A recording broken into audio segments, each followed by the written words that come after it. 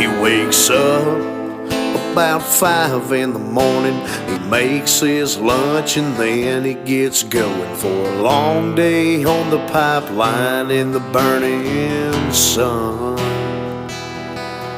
He shows up and then he rolls out. He's got 12 to go and some pipe to weld out. So he cranks up the Lincoln and waits for it to idle down. He'd rather drink, he'd rather hunt, he'd rather go fishing or work on his truck. But it pays for all of that, so I tell you